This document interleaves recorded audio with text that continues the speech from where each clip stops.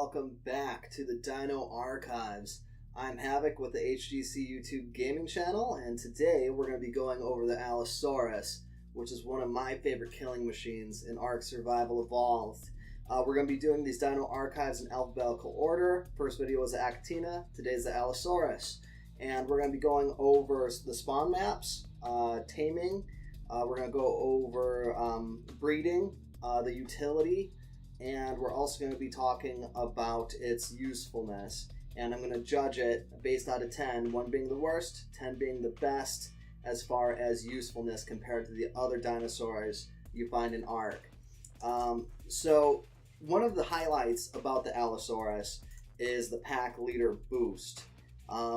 If you have 3 Allosaurs in the same area, if they're tamed or if they're wild, one of them, the highest level one, will get a pack leader boost, and that will allow that one to have a 50% increase in damage output and a 25% decrease in damage intake.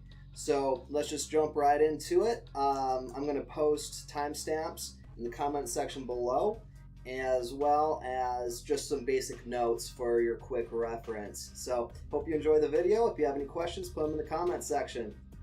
You can find the Allosauruses on 3 of the Ark maps: the Island, the Center, and Ragnarok.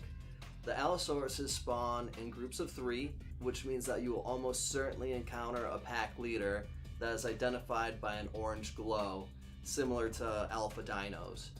And even though there are many areas in which you can find Allosauruses, they are an uncommon spawn, so don't be too disappointed when you go to an area where it's possible for them to spawn and not find one. And feel free to pause on the map you are playing and use it as a tool to help you find an Allosaurus. The utility of the Allosaurus is simple: death.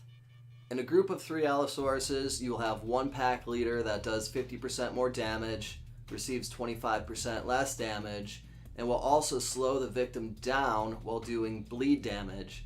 You can tell this is working if you see like a bloody mess spilling out of the Allosaurus's victim. If you have more than 3 Allosauruses, you can have multiple pack leaders in the group, which can work pretty well in a boss fight as long as you've invested points into health and melee damage. If you're going to take the Allosauruses into a boss fight though, make sure to equip them with high-end saddles due to their low health cap.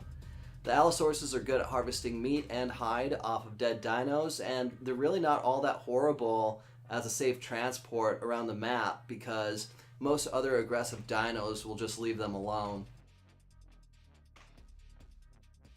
Taming the Allosaurus can be kind of a hassle if you aren't prepared to handle 3 aggressive carnivores at one time. The best way to go about singling out an Allosaurus might be creating a fenced off or walled off area, leading all 3 Allosauruses into it and killing the 2 lower level Allos, leaving the highest level to be tamed.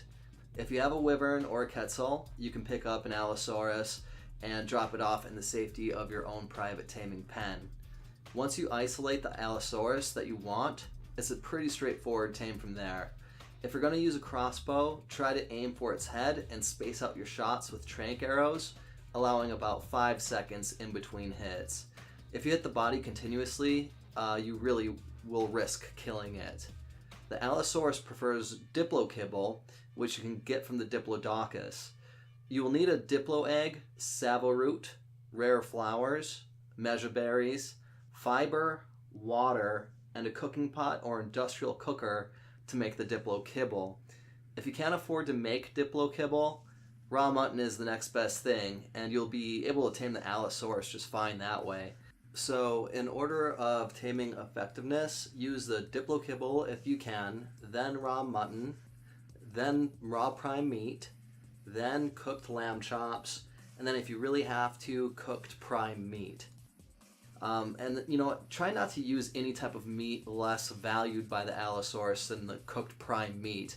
If you really had to, you could just use raw meat, but that's going to take you forever and the taming effectiveness is going to be awful on it.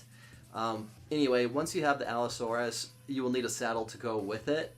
You can unlock the Allosaurus saddle at level 67 and build it at the smithy. It takes 170 fiber, 320 hide, and 30 metal ingots to build a primitive Allosaurus saddle.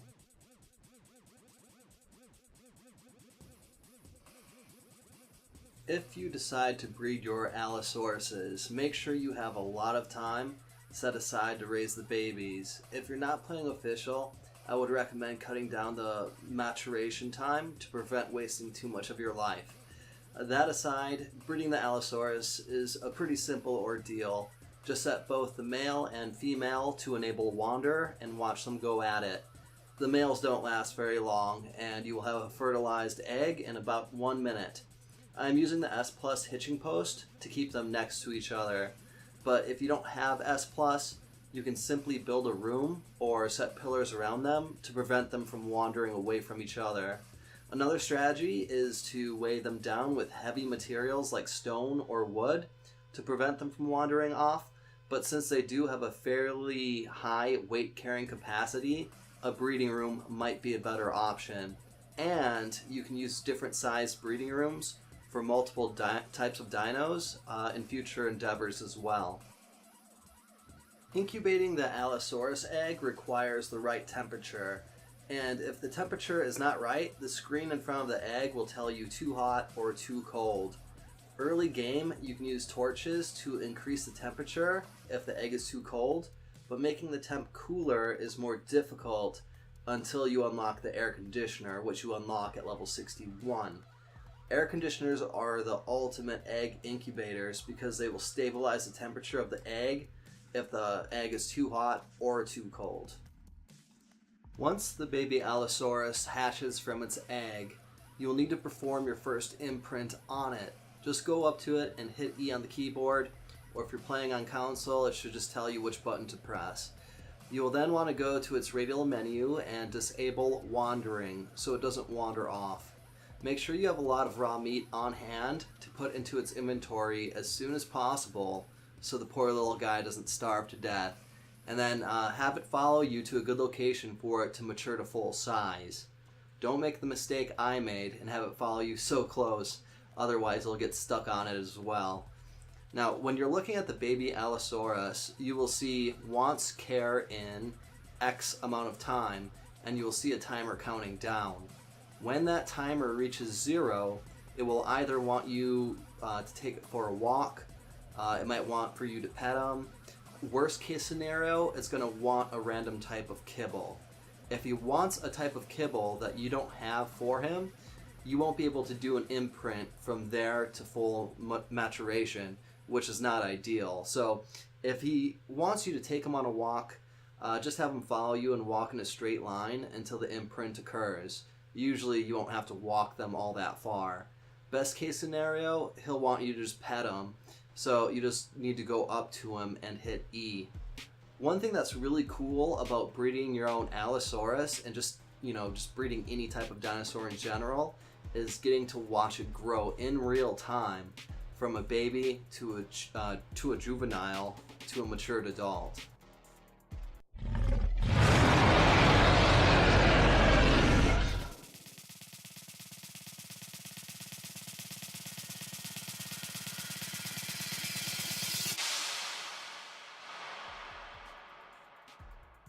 I give the Allosaurus a strong 8 out of 10 in the usefulness scale. It's fast, it hits hard, it's much more agile than the Rex, they can carry a decent amount of weight, and they are just a nice all-around killing machine.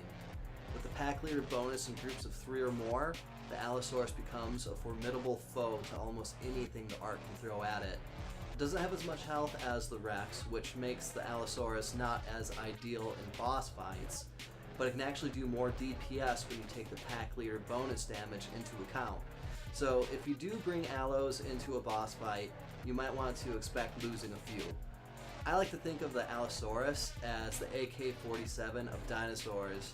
It isn't the fanciest or most expensive tool you can have in your arsenal, but it's solid and trustworthy. So what do you think? If you agree or disagree with my overall usefulness rating, please let me know in the comments section. If you are interested in more of the Dino Archives, click on the playlist that will appear at the end of this video. So I'm going to keep on working hard to increase the quality of my videos. Thank you all so much for watching, and I'll see you next time.